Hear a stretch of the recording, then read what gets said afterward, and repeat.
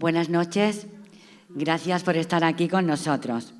Desde la Asociación 14 de Abril nos hemos propuesto hacer visibles la implicación en la lucha, la resistencia, el sufrimiento de las mujeres en la guerra del 36, la dictadura franquista y la transición, pues han estado silenciadas. Esta noche hemos querido rescatar al movimiento de mujeres libres que incomprensiblemente ha permanecido en el ostracismo, olvidadas por la historia y el feminismo oficial, a pesar de que fue la organización mayoritaria y más importante de mujeres, con unas 21.000 afiliadas. Mujeres Libres supuso el nacimiento del feminismo moderno, el feminismo de clase. Fue un planteamiento muy novedoso el que se hizo en el año 36, pues rompieron estereotipos, lucharon por la emancipación personal, social y económica, lucharon por el reparto de tareas, accedieron a la educación y al conocimiento que les estaba vedado, practicaron la sororidad, en fin, un sinfín de cosas que nos va a contar nuestra invitada, Dolors Marín Silvestre. Pues buenas noches, Dolors. Muchas gracias por venir desde lejos, desde Barcelona.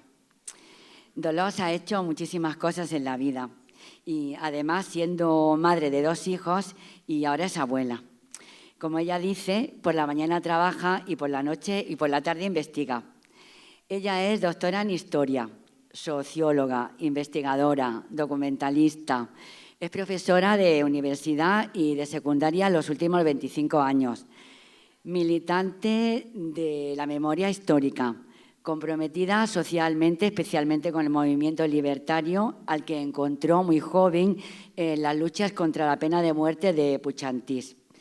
Se afilió a la CNT, pero trabaja con las diversas ramas del movimiento libertario, por ejemplo, en la redacción del Libre Pensamiento de CGT. Ella es experta en movimientos sociales contemporáneos europeos, especialmente relacionados con el anarquismo. La investigación que viene practicando desde los 15 o los 16 años es como una segunda piel para ella y ha dado como fruto pues, numerosos documentales, artículos y una veintena de libros, algunos de los cuales ha entregado a movimientos sociales, al movimiento Ocupa, los Ateneos, sin importarle la fama o no cobrar los derechos de autor. De entre ellos, ella destaca 2. Clandestinos, el maquis contra el franquismo de 1934 a 1975, porque supuso abrir puertas a este tema. Hasta entonces no se había hablado nada ni de maquis ni de guerrilleros. Y Dolors lo llevó a la praxis coorganizando la marcha homenaje a los maquis de Cataluña que se viene realizando desde hace 30 años. El otro libro es La Semana Trágica, Barcelona en llamas, Revuelta Popular y la Escuela Moderna.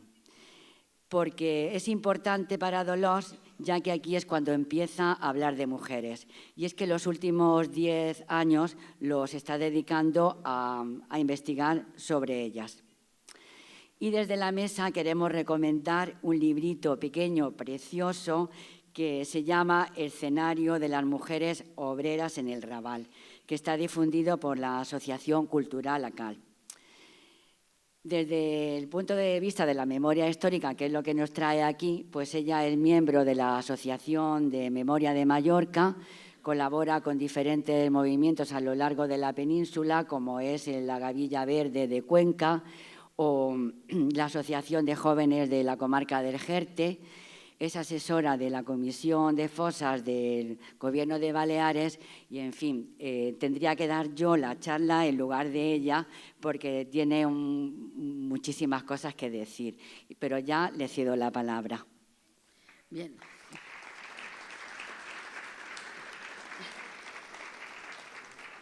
Hola, buenas tardes a todas y a todos. Gracias. El currículum es largo porque voy teniendo una edad, no es por nada, o sea, vas acumulando un poco la experiencia o vas consiguiendo publicar cosas que tienes en el cajón desde hace muchos años. Lo que sí es verdad es que desde los 16, 17 años que en Cataluña, los años 70, estaban súper politizados, pues empecé a pensar que había de transmitir la memoria de nuestros abuelos y nuestras abuelas, y tuve la suerte, el privilegio de poder conocer en vida a muchos de ellos y ellas, muchos que habían vivido la guerra civil, las colectivizaciones, las milicianas que fueron al frente, que se convirtieron en mis amigas, ¿no? Y a partir de aquí es cuando decidí investigar primero, acumular mucho material y después empezar a difundir todo esto que iba encontrando y que además yo estaba muy frustrada porque yo era alumna de la universidad y en la universidad no se hablaba de todo esto. En enseñanza secundaria nunca llegábamos a la guerra civil. La mayoría de vosotros que habréis hecho bachiller, cuando llegabas a la guerra civil ya venía la selectividad y no podías seguir investigando, estudiando y viendo qué había pasado, pero en la universidad te perdías en un mare magnum de asignaturas que no te importaban y lo que realmente importaba, que era saber qué había pasado en este país donde nuestros abuelos aún estaban vivos, pues esto no se explicaba. Entonces pensé, bueno, pues empezaré a investigar. Di muchas charlas en aquellos años y poco a poco, ahora que soy más mayor, he podido un poco tejer parte de todo esto que había recogido y por eso ahora han tomado la forma de libros o de documentales. Y lógicamente he buscado a la gente que, como yo, luchaba por lo mismo, las asociaciones memorialísticas, sobre todo más que las universitarias, aquellas asociaciones formadas por los familiares de aquellas personas que ya no están, aquellas que han militado desde hace muchos años, las amicals de antiguos guerrilleros, por ejemplo, las asociaciones de memoria histórica sobre nuestra guerra civil, etcétera. O sea, siempre he intentado encontrar gente que, como yo, muy desde la base, porque yo soy de un barrio obrero y mi padre era carpintero, pues muy desde la base hemos intentado devolver la historia a quien siempre ha pertenecido, que es a la gente de las clases trabajadoras. Es un poco, esto es mi historia. Y hoy pasaremos a hablar de algo muy bonito, que es la labor de Mujeres Libres durante la Guerra Civil.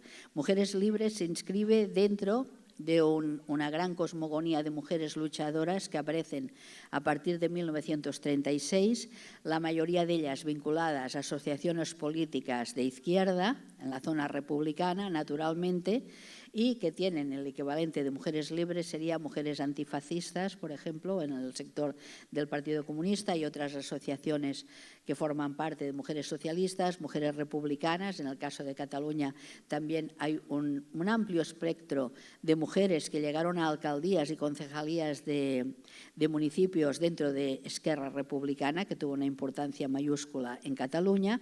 Pero hoy nos centraremos en mujeres libres, porque yo siempre, casi siempre, he investigado sobre el movimiento libertario y podéis pensar, ¿y por qué esta mujer investiga sobre el movimiento libertario? Porque en Cataluña eran mayoría. En mi municipio, en Hospitalet del Llobregat, tuvimos 3 alcaldes anarquistas y una gestión amplia de lo que era la vida colectiva, tanto las colectivizaciones agrarias, porque teníamos campo, como las colectivizaciones industriales. Y me doy cuenta de este fenómeno que los anarquistas definen o definimos como revolución fue muy importante en la zona catalana, parte de la zona valenciana, aquí también en Andalucía hasta que llegaron los nacionales, y es aún, por desgracia, una asignatura pendiente en nuestras universidades. El poder investigar una nueva forma de producción autogestionada desde la base hacia arriba, de manera federada en lo que sería el Estado español, es por primera vez algo inédito en la historia del mundo y como tal fue percibido sobre todo por todos los antifascistas que vinieron aquí a luchar, que se apuntaron como voluntarios en la Guerra Civil Española, delante de la vergonzosa no intervención de las democracias europeas de aquellos años. Entonces, dentro de este espectro libertario que a mí me interesaba tanto, empezaron a aflorar los rostros y los rastros de muchísimas mujeres. Y es aquí como empecé a ver que existía un grupo que se llamaba Mujeres Libres, que tuvo de 20 a 30.000 afiliadas en momentos determinados y que además elaboran, y eso es importantísimo, un proyecto anarcofeminista que se parecerá ya mucho al feminismo combativo de las afroamericanas en los años 60. Cuando las afroamericanas de los años 60 en Estados Unidos emprenden un movimiento feminista radical, se dan cuenta de quien ha hablado de todo esto hace muchos años ya, es Emma Goldman, que vino 3 veces a España a observar de primera mano la revolución anarquista, y Emma Goldman, su gran interlocutor en la España antifascista, son Mujeres Libres. Si Mujeres Libres tienen un referente importante, es también el referente de Emma Goldman, que ahora si queréis luego en el diálogo podemos hablar un poco de ella. Y un poco cómo se gesta este grupo tan importante de Mujeres Libres, este activismo femenino. Bueno, pues fijémonos bien que a partir de 1931, cuando llega la República a partir de las urnas a España, pues las mujeres no pueden votar. Les costará mucho poder votar. Los hombres ya tienen derecho de voto. Se piensa que las mujeres van a votar a la derecha. Esto estaba muy extendido incluso entre la gente de izquierdas, pensando pues, que eran un poco el vehículo de la Iglesia Católica, de la sociedad patriarcal. O sea, hay una desconfianza hacia el voto femenino, o sencillamente había pocas ganas de darle el voto a las mujeres. Serán las propias mujeres las que pidan su voto. Incluso en Cataluña tenemos el fenómeno de mujeres de derechas que piden el voto y saben que no triunfará a la derecha. Acabará triunfando luego, pero no por culpa de las mujeres. Pero fijémonos bien porque son las mujeres que piden el voto, pero no solo el voto. En los años republicanos la mujer aún tiene una poca presencia en las aulas como alumnas, muchas menos presencia como profesoras y sobre todo como universitarias. Las mujeres no tienen derecho al divorcio ni al control que pueden tener sobre su propio cuerpo, viven completamente marginadas de la sociedad y además no tendrán independencia jurídica. Es decir, que son sus padres, sus hermanos o sus hijos quien toman las decisiones para las mujeres. No será hasta 1936 en que García Oliver, un ministro de Justicia anarquista, designa a la mujer como pleno derecho jurídico. O sea, imaginar bien que tiene que ser un anarquista, Joan García Oliver de Reus, quien tenga en cuenta a las mujeres. ¿Y por qué hay esta sensibilidad hacia la mujer por parte de estos anarquistas? Bueno, pues porque desde los primeros congresos anarquistas, pero también en los de las internacionales marxistas, se hablaba de que las mujeres teníamos que estar en igual condición de los hombres, pero en la realidad esto no se cumplía. Vemos que, por ejemplo, las cifras de la gente que asiste a los congresos, las actas de los congresos, los representantes de los trabajadores, etcétera, solo hay hombres. Es un erial para las mujeres. Incluso en los años 30, yo a veces miro las fotografías de los mítines anarquistas y solo hay hombres, porque se creía que las mujeres, pues que no nos interesaba. Yo pensé que no, que teníamos que buscar a las mujeres en otros ambientes, porque igual a ellas no les seducía esta lucha política, que además se hacía siempre por las noches, después de la jornada laboral, cuando ellas estaban en casa haciendo la comida con los niños. O sea, era terrible. Pero a las mujeres no se les tenía en cuenta. Y fijémonos bien, porque en estos años republicanos hay una serie de trabajadoras afiliadas a la CNT en Madrid, a la Confederación Nacional del Trabajo, que son mujeres muy cultas y que piensan en alfabetizar a sus compañeros. Pero ellas se dan cuenta de que sus compañeros las ningunean, las llaman marisabidillas. Ahora, ¿qué quieren estas mujeres? Y ellas deciden en 1935 formar un grupo de mujeres y para mujeres. Es este el germen de Mujeres Libres. Mujeres que están sindicadas, que forman parte de sindicatos. Es el caso de Lucía Sánchez Saornil, que había trabajado en Telefónica de Madrid, un oficio moderno, una mujer que por las noches escribe poemas, que colabora en una revista ultraísta, una mujer con una gran capacidad, que se junta con una médico que es Amparo Poch y Gascón. Es una médica especializada en obstetricia porque es de las pocas profesiones dentro de la medicina que se nos permitían hacer a las mujeres. Era impensable que una mujer pudiera diagnosticar una enfermedad a un hombre. Casi todas las salidas de las mujeres que son médicos es medicina para la mujer. Fijaros bien lo que le costó a ella llegar a la universidad, poder especializarse, y además Amparo Poch abrió muy pronto consultas gratuitas para las trabajadoras. Primero en Zaragoza, luego en Madrid. Será una común de todos los médicos anarquistas, siempre habrían consultas gratuitas para los trabajadores, y lo encontramos en las páginas de Solidaridad Obrera y en mucha prensa anarquista. Pero nos fijamos ya, tenemos una empleada de Telefónica, una médica que, por cierto, Antonina Rodrigo es la mejor gran biógrafa de Amparo Poch y Gascón. Le ha dedicado 2 libros, uno de artículos de Amparo Poch porque escribía muchísimo, y le ha dedicado una bella biografía, buenísima, un trabajo de investigación increíble. Y la tercera mujer que aparece como fundadora de este grupo de mujeres libres es Mercedes Coma Posada. Mercedes Coma Posada durante muchos años no sabíamos qué era, luego nos dimos cuenta de que es una mujer que está estudiando Derecho en Madrid y que cuando llega a Madrid es porque se ha podido pagar su carrera de Derechos a partir de ser montadora cinematográfica. Es también, en los años 30, un oficio de vanguardia artística. Amparo acabará siendo la secretaria de Picasso en París y editando libros de arte. Es una mujer maravillosa. Amparo, Mercedes Coma Posada. Y era hija de un socialista catalán que había participado en la Semana Trágica, que tenemos una narración sobre la Semana Trágica de él. Y tenemos aquí 3 mujeres diferentes, listas, capaces, pero que son ninguneadas por sus propios compañeros de sindicato, y eso lo explican ellas.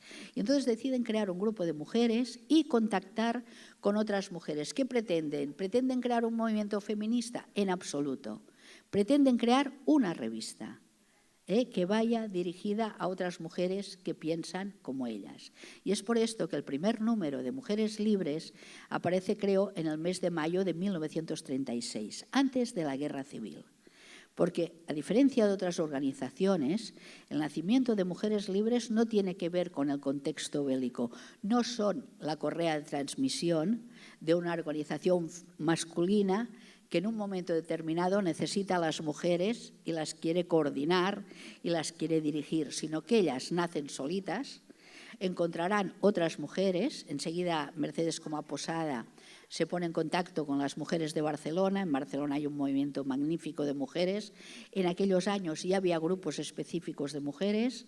Estaba el grupo Brisas Libertarias, el grupo Cultural Femenino, etcétera, porque en Barcelona había habido, sobre todo desde los años de Primo de Rivera, un movimiento enorme de ateneos anarquistas, ligado sobre todo, y esto os parecerá raro, al naturismo, al vegetarianismo, a la vida al aire libre, al excursionismo, y muchas de estas mujeres, como por ejemplo, quienes Conchita Liaño o Concha Pérez, habían participado ya de estos grupos de hombres y mujeres que salen al campo todos los fines de semana, que leen por las noches, que aprenden esperanto, entre otras cosas, y contactan las unas y las otras. Baja Mercedes, habla con Conchita Liaño, habla con las mujeres del grupo de las Corts, con todas estas mujeres que todas están sindicadas, esto es importante, y deciden todas participar en la revista.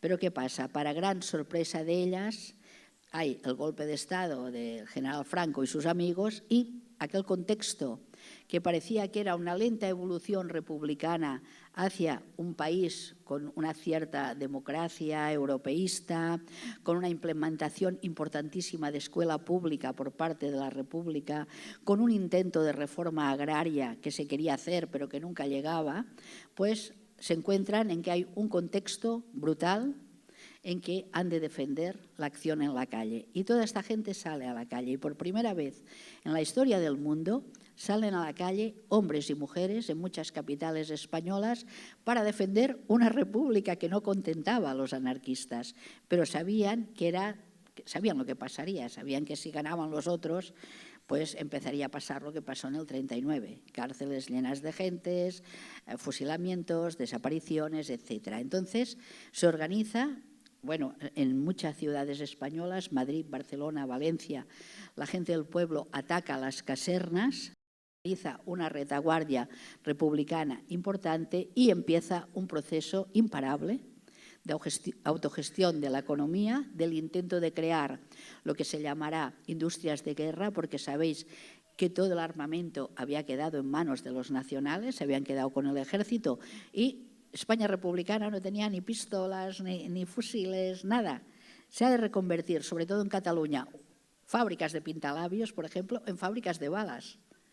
Fábricas de motores de coche, como la Lizalda, acaban haciendo motores de aviones. Hay una reconversión industrial brutal. ¿Y quién hace todo esto? Las mujeres.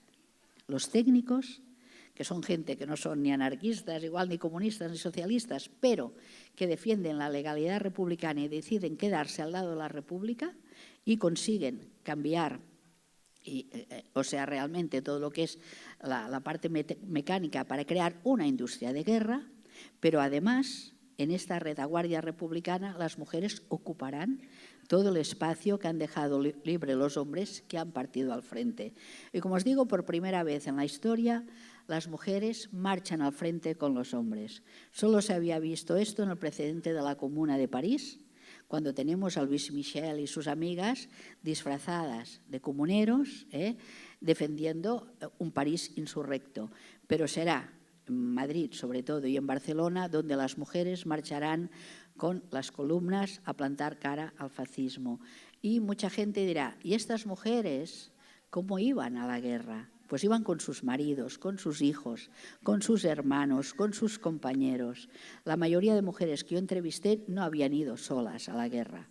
Iban con su grupo de afinidad, con los muchachos del Ateneo, y pensaron que la lucha antifascista era algo que competía a todos, que implicaba a hombres y mujeres por igual, y eso es maravilloso, porque solo así entendemos el contexto de la miliciana en el frente, solo así entendemos cómo había milicianas de 18 años, jovencísimas, y mujeres de 60 años en el frente.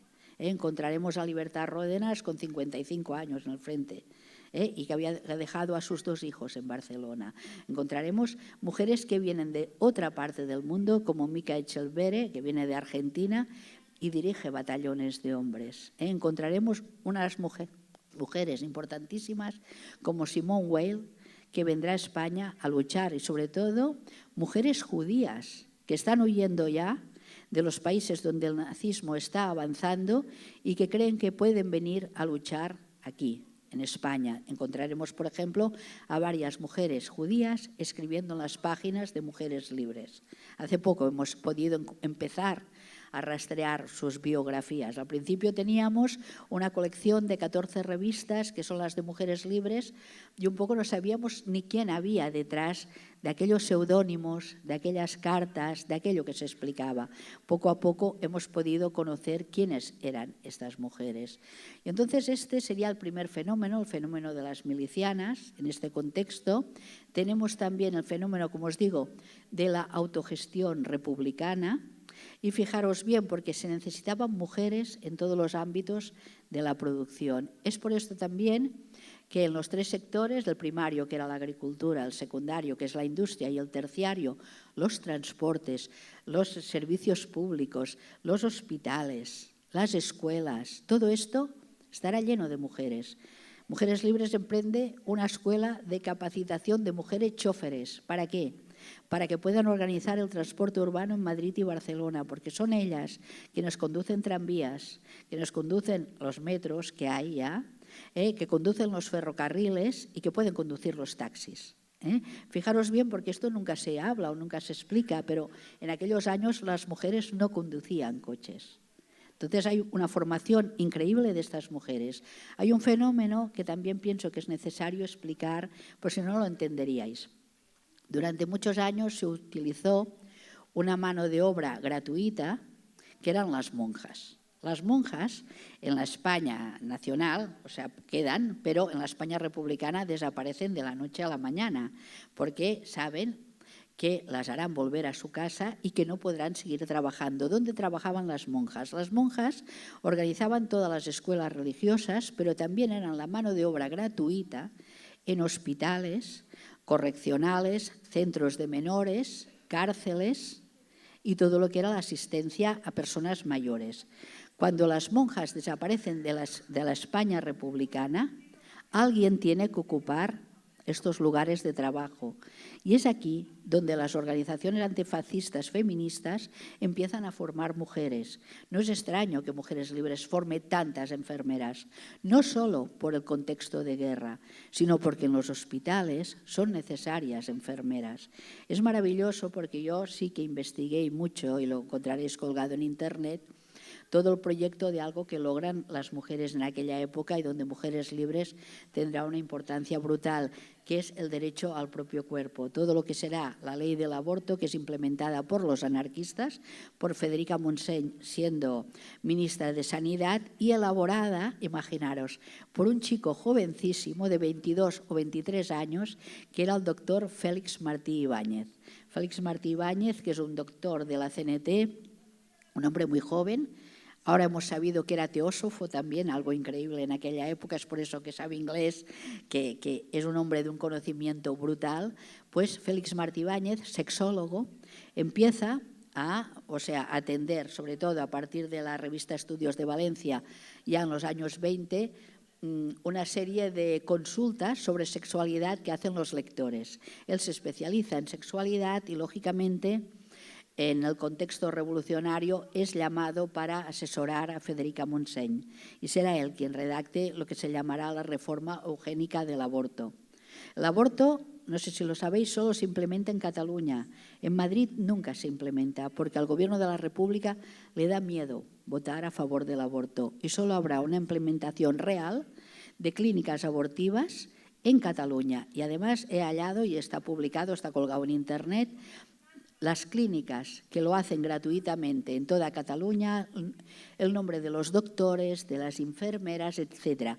Y de la misma manera que se podía practicar un aborto con una ley muy poco restrictiva, una de las más avanzadas de aquellos años, también hay una llamada a lo que ellos llamarán, maternidad consciente. Es un concepto que elabora la señora Emma Goldman. Emma Goldman, no sé si lo sabéis, es la primera señora de todo el mundo que hable un planning familiar en Brooklyn, en Estados Unidos, en 1914 o 15. Es por eso que la echarán de Estados Unidos. Bueno, pues Emma Goldman tiene un concepto muy bonito que se llama maternidad consciente, porque dice, aquella mujer que quiera tener un hijo, que lo tenga, pero que disfrute del hijo, que se le dé a esta mujer el tiempo necesario para disfrutar de la gestación, que escuche música, que disfrute, que no la tengáis trabajando todo el día, sino que una mujer tiene algo maravilloso, que es un hijo, y esta mujer tiene que tener una maternidad consciente. Y es así como se crean, por primera vez, centros donde las mujeres puedan tener a sus bebés en condiciones, porque entonces había mucha mortalidad femenina porque precisamente las mujeres parían en casa con muy pocas condiciones higiénicas y sin la ayuda de las obstetras, de las parteras. Y entonces se crean en toda Cataluña una serie de clínicas en fincas expropiadas a los ricos, o sea, fincas maravillosas con jardines, donde estas mujeres puedan tener a sus hijos. Y entonces hay un fenómeno que me parece muy importante destacar porque nunca se habla de esto. En la maternidad de Barcelona, que es una clínica donde las mujeres daban a luz, pero podían abandonar a sus hijos allí, darlos a la inclusa, en este periodo en que Mujeres Libres gestiona la maternidad, casi no hay abandono de menores. Y podéis pensar por qué. En una situación de guerra, en una situación de movilización de hombres y mujeres arriba y abajo, en una situación súper difícil, no hay abandono de menores. ¿Y por qué no hay? Entonces empecé a investigar. Me di cuenta de que muchas mujeres que amamantan a los menores que son abandonados en estas inclusas, porque antes no había leches de estas preparadas, los niños sobrevivían a partir de una figura que en catalán se llama dida, en castellano nodriza. La mayoría de nodrizas provenían de las Baleares o de zonas de Andalucía que habían quedado en territorio nacional. Otras habían marchado. Y entonces Mujeres Libres plantea una cosa muy bonita. Les dice a las madres, mirad, vosotros queréis dejar a vuestro hijo aquí, pero por favor, durante 2 o 3 meses alimentarlo, porque si no este bebé morirá, no tenemos nodrizas, prevemos que habrá muchos niños abandonados y claro, ¿qué pasó? Se creó un nexo entre madres e hijos y no fueron abandonados estos bebés.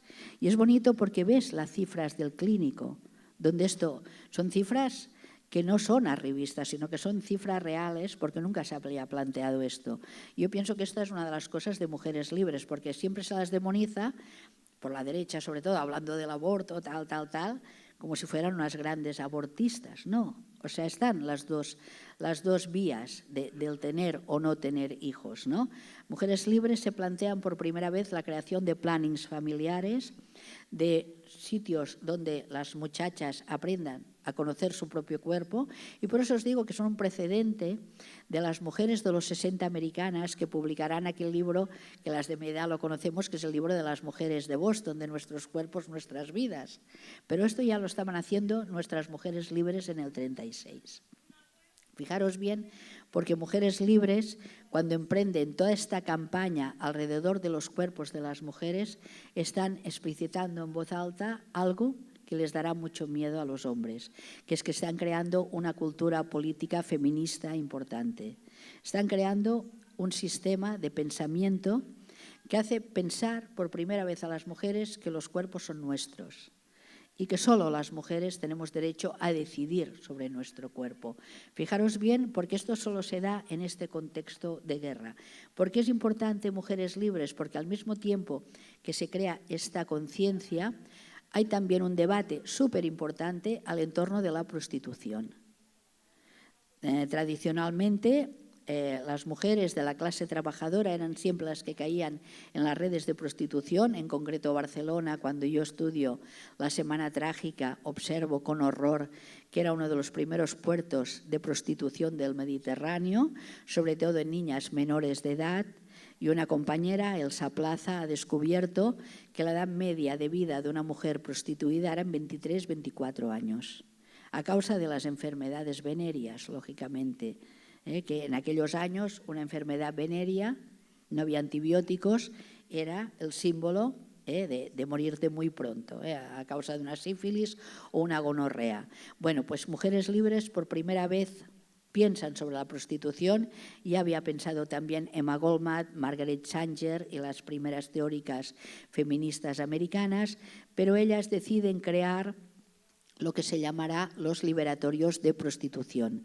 ¿Qué es un liberatorio de prostitución? Al contrario de lo que han dicho algunos historiadores mal informados, no era un sitio donde las mujeres pudieran ejercer la liberación libremente, que esto es lo que han entendido algunos hombres, sino al contrario, que las mujeres que querían dejar la prostitución pudieran acogerse a unos hogares donde ellas pudieran estar tranquilas, libres de sus proxenetas, que a veces eran sus maridos o personas que tenían varias mujeres trabajando para ellos, y entonces ellas pudieran también tener a sus hijos. Emprendieron una gran campaña en contra del consumo de los cuerpos de las mujeres, Mujeres Libres, y encontramos anuncios de los liberatorios de prostitución no solo en Mujeres Libres, sino en toda la prensa anarquista, que es la que leen los hombres de aquellos momentos. Naturalmente fueron criticadas, tachadas como de semicristianas, de puretas y tal, pero claro, ellas estaban defendiendo algo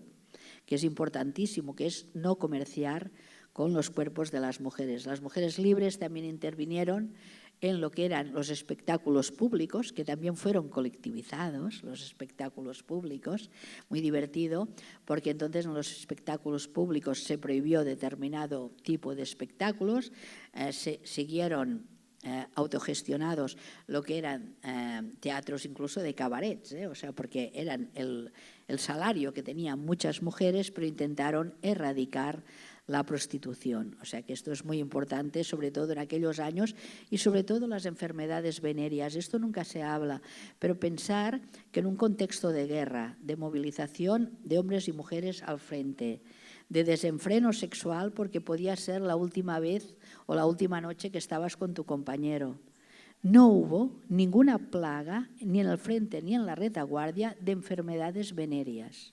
Y esto es muy importante, porque hubo una prevención, porque a veces se habla de los desastres de la guerra, pero digo, ostras, esta gente podían haber muerto como moscas.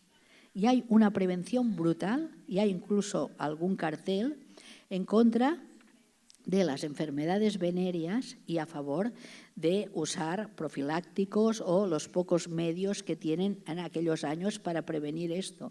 Pero quiero decir que nuestros abuelos y abuelas eran mucho más listos de lo que podemos pensar. Esto es la gestión de Federica Montseny, que ella no se entiende con Mujeres Libres. Si queréis, luego hablaremos de esto.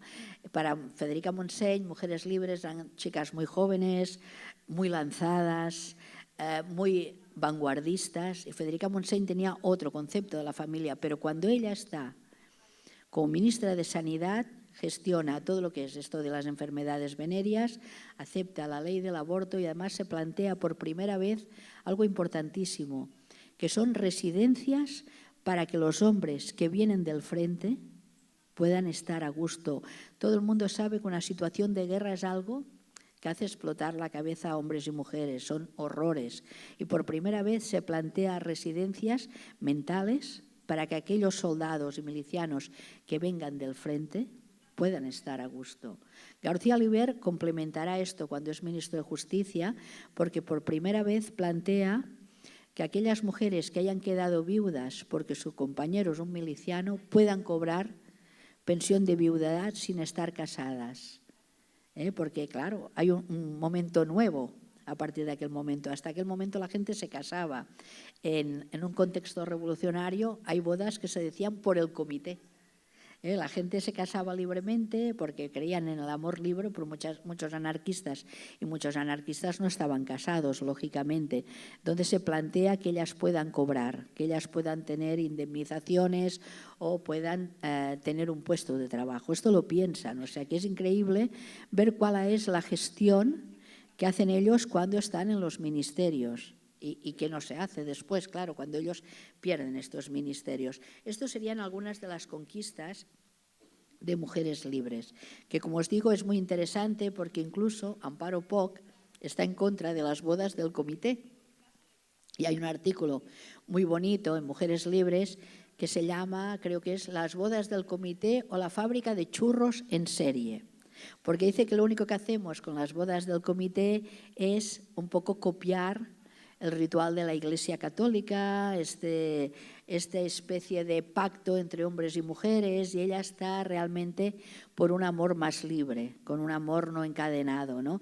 Es muy bonito porque si miráis, podéis entrar en Mujeres Libres en Internet porque están digitalizadas todas las revistas en varias plataformas. CGT las ha digitalizado y las ha colgado. También Hemeroteca Nacional y la Hemeroteca de Barcelona, porque entre todos ellos, sobre todo entre la Hemeroteca de Barcelona y Hemeroteca Nacional, han conseguido completar toda la colección. Si vosotros ponéis Mujeres Libres, revista digitalizada, os podéis descargar los números y veréis una revista hecha por mujeres, dirigida a las mujeres, donde solo interviene un hombre, que es el ilustrador, es Baltasar Lobo, el compañero de Mercedes Coma Posada, que hace unos dibujos preciosos. A veces también hay dibujos de ella y os sorprenderá ver, por ejemplo, que hay poemas de Carmen Conde, que en aquellos años colabora con Mujeres Libres. Encontraréis a Ilse, que es una chica judía que está colaborando con ellas.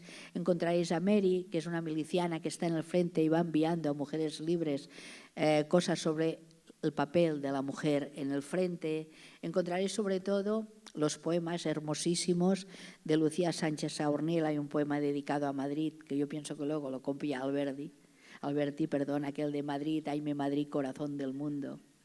Es un poema precioso, tiene algunos poemas dedicados a Durruti, hay escritos de Emma Goldman, o sea que es una revista que ya la veréis que os sorprenderá por lo vanguardista que es, además unos números enormes, o sea, realmente ellas emprenden esta tarea, pero sobre todo yo lo que pienso es que ellas emprenden realmente un proyecto feminista importantísimo y que nada las para. O sea, nada consigue.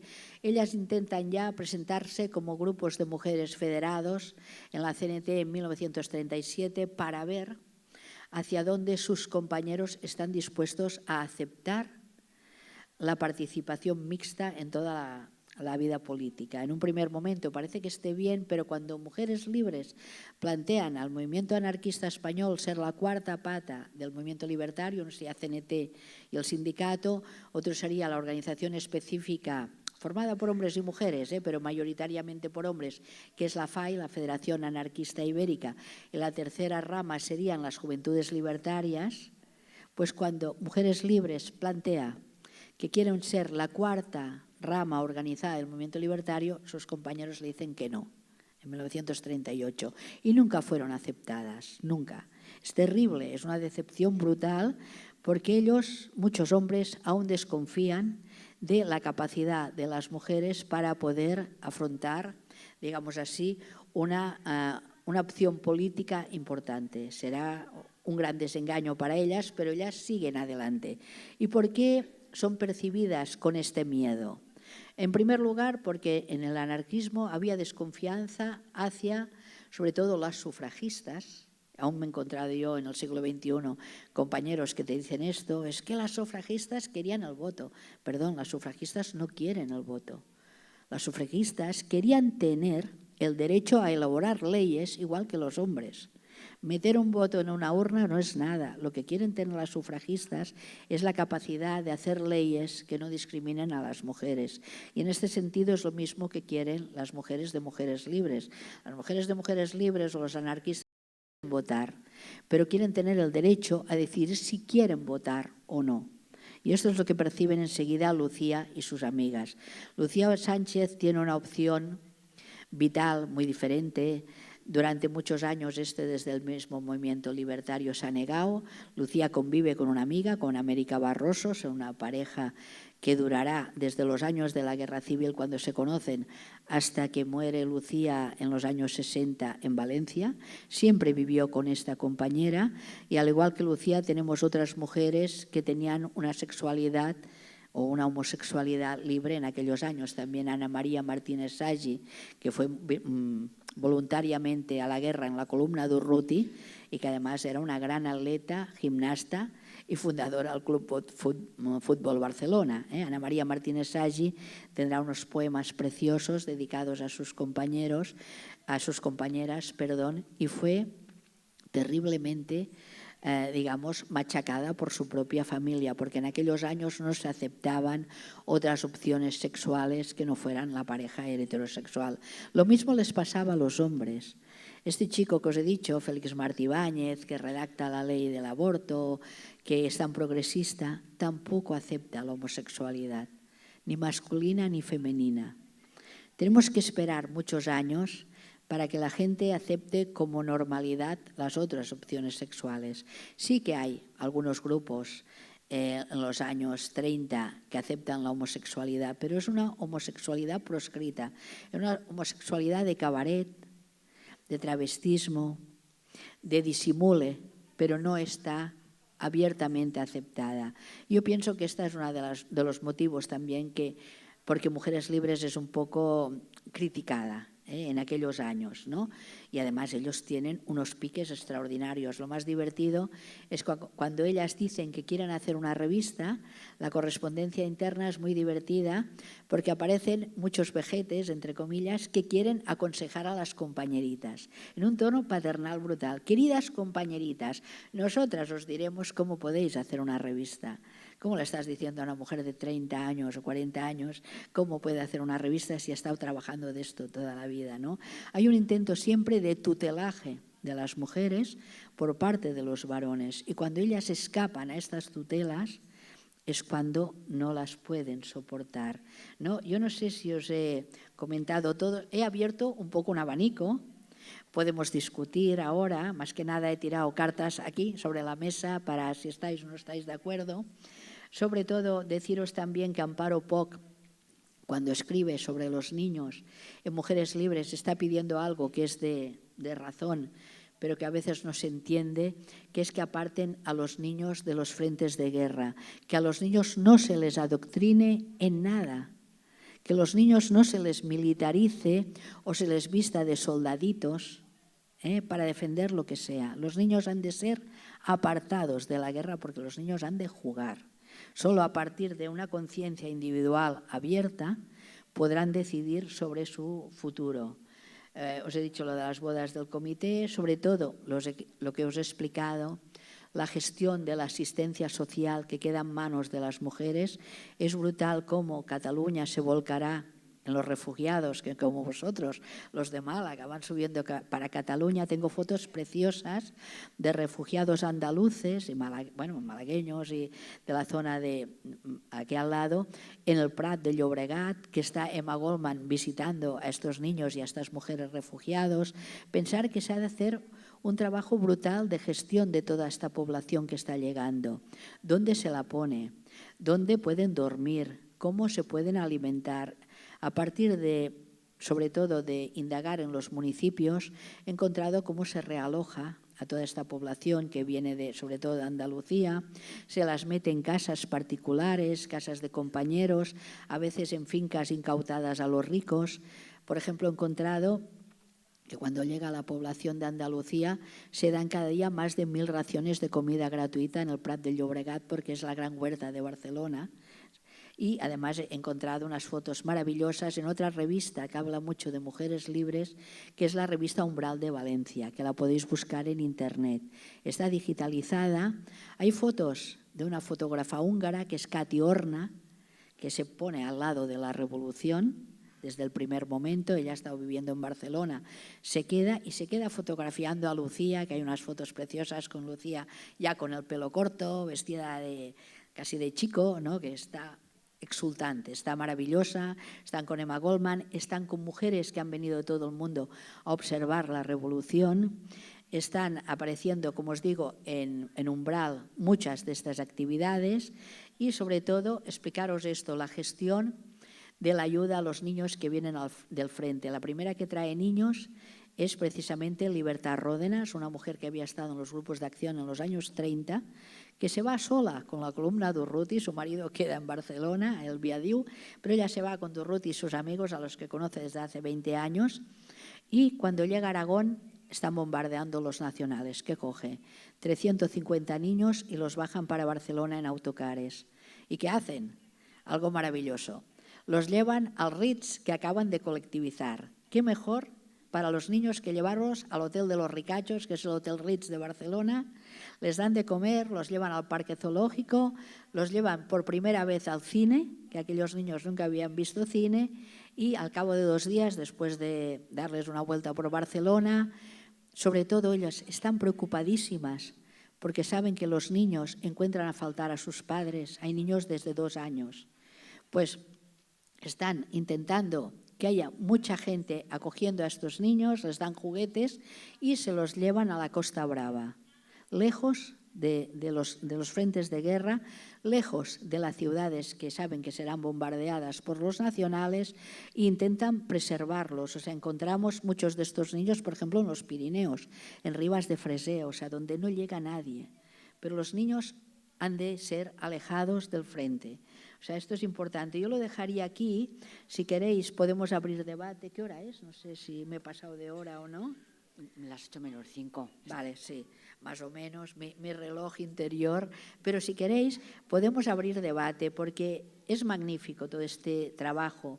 Mujeres Libres se coordinará también, lógicamente, con mujeres antifascistas, con las mujeres del Partido Comunista en Cataluña, para intentar organizar toda esta retaguardia, sobre todo a partir de cuando los anarquistas pierden la revolución, que es en 1937. A partir de 1937 hay una ofensiva muy intensa del Partido Comunista y los anarquistas pierden mucho de lo que habían creado y no les queda más remedio un poco que pactar, intentar conservar aquello que han creado. Por eso a veces se dice que en Cataluña solo hay 36 meses de revolución. Es por esto que hay algunos libros que se llama El corto verano de la anarquía, el de Elsenberger, ¿no? Pero hay muchísimos testimonios de aquella época. Por suerte ya tenemos muchos testimonios de mujeres sobre aquella época. Hay una película maravillosa de una amiga, Lisa Berger, que se llama, ¿cómo se llama? De toda la vida. Porque cuando ella les preguntaba a las anarquistas cómo es que eran anarquistas, ellas decían, yo lo soy de toda la vida. Lisa Berger era la alumna de Martha Ackelsberg, que es una profesora estadounidense, que está viva, que es amiga de Rosalía y mía, porque viene mucho a España, que es la primera que investiga sobre mujeres libres, crea un libro en Estados Unidos ya hace muchos años, y dos de sus alumnas en los años 70, 80 vinieron a Barcelona a buscar mujeres libres y las encontraron. Lógicamente la mayoría estaban en el sur de Francia, pero lograron entrevistarlas y creo que esto está en internet, se llama De toda la vida. Y luego hay testimonios de mujeres libres en Vivir la Utopía, que era una en la que yo participé, está colgada en internet. Y también hablan muchísimas mujeres, milicianas, Concha Pérez, Conchita Liaño, todas estas, pues aceptaron a dar su testimonio, ¿no? Y yo, sí, lo dejo aquí, si queréis abrimos debate, que puede ser más bonito. Pues sí, pues muchas gracias por todo el conocimiento que nos has traído. Gracias.